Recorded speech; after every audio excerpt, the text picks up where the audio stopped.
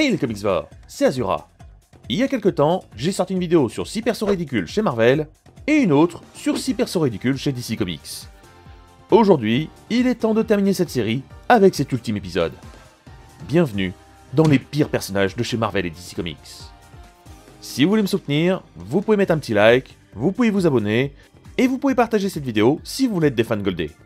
Bref, ne perdons pas de temps, et commençons notre liste des persos poubelles. Stone Boy.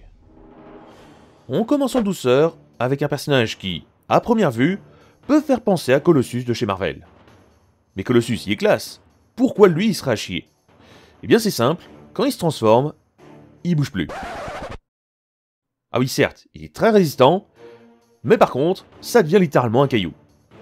Les auteurs ont vite compris qu'ils allaient droit dans le mur avec ce perso, et lui ont donné la capacité de bouger sous sa forme de pierre. Une erreur plutôt bien rattrapée on va dire.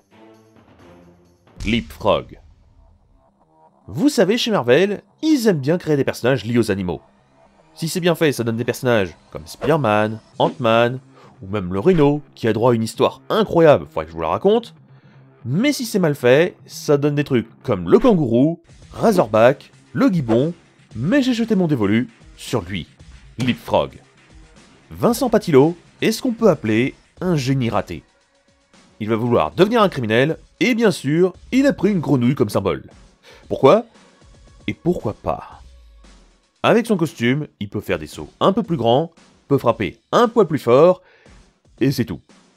D'ailleurs, sa fameuse carrière de criminel, parlons-en. Il va faire chier des avions dans un aéroport, voler une bijouterie, et attaquer une banque. Et c'est tout. Un méchant vraiment pas brillant, qui sera rapidement mis au placard pour le bien de tout le monde. Dog Welder. Attention, avec ce perso, on commence à sombrer dans ce qui se fait de pire. Dans l'univers de DC Comics, à Gotham plus exactement, se trouve un taré, il n'y a pas d'autre mot, qui s'amuse à souder des cadavres de chiens morts à des gens innocents. Et il fait ça au chalumeau en plus. Et pas non plus sur n'importe quelle partie du corps, uniquement le visage. Donc pour résumer, vous vous baladez tranquillement à Gotham un soir, et vous tombez sur ce taré qui vous attaque au chalumeau en soudant à votre peau un cadavre d'animal qui n'a rien demandé. C'est gore, c'est dégueu, et c'est même pas drôle. Non, sur ce perso, y a rien à sauver. Il n'aurait jamais dû voir le jour. Condiment King. Il y a des méchants dans l'univers DC Comics, on comprend facile qu'ils ont une case en moins. Le cas de Michel Maillot en est un bon exemple. Oui, le gars s'appelle Maillot. Ce méchant sans pouvoir et extrêmement dangereux possède un pistolet qui crache de la maillot. Mais pas que. Il peut aussi cracher du ketchup, de la sauce barbecue, de la moutarde ou même de la sauce curry. À part tacher vos vêtements, ce guignol ne vous fera pas grand mal. Se dire par contre qu'il vit à Gotham, dans la même ville que Clayface, que le Pingouin ou même Killer Croc, ah, ça fait toujours un choc.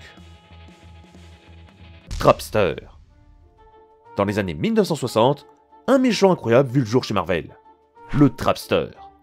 Un méchant très intelligent qui décida de se lancer dans le crime en utilisant de la colle. Il se confectionna des pistolets à colle et c'est tout. Et le pire, c'est que le gars est un excellent tireur. Il aurait pu devenir un sniper hors pair, mais non. Il s'est complètement foiré. Ah, et comme vous pouvez le voir, il a un goût pour les couleurs un peu spécial. Et le pire dans tout ça, c'est que c'est pas un méchant qui a été rapidement oublié. Non, non, non. On le retrouve très récemment dans le comics avec Gwenpool, sorti en 2018. Là, Marvel, je comprends pas, moi. The Geek. Ouais, alors non, malgré le nom, vous pouvez oublier votre personnage de nerd boutonné à lunettes. Ce personnage est un mannequin en fibre et tissu. Créé dans les années 1960, ce perso est, je suppose, une parodie de hippie. Il déteste la violence et adore la nature. Il manque plus que la musique de Bob Marley en fond, et là on tient une parodie parfaite. Après, il possède un pouvoir pouvant absorber l'énergie. Assez d'énergie pour allumer une lampe. Je vois vraiment pas où il voulait en venir avec ce perso. Ice Cream.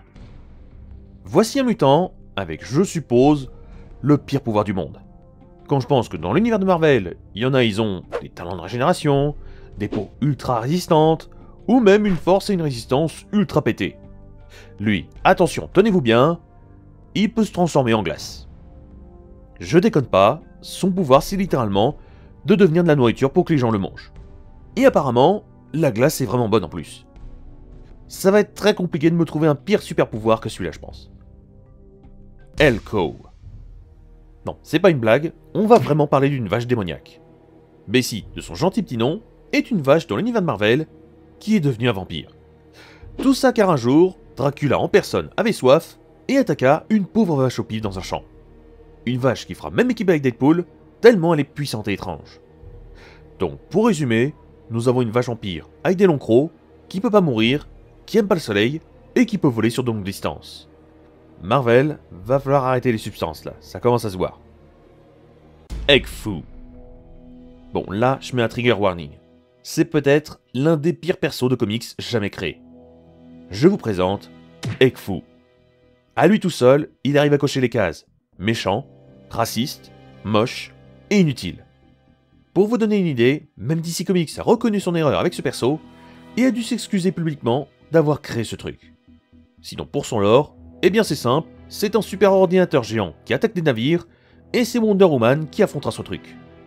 Je sais pas ce que vous en pensez, mais pour moi, il gagne la médaille du pire personnage de comics, Marvel et DC tout confondu, jamais créé. Mandy Anders.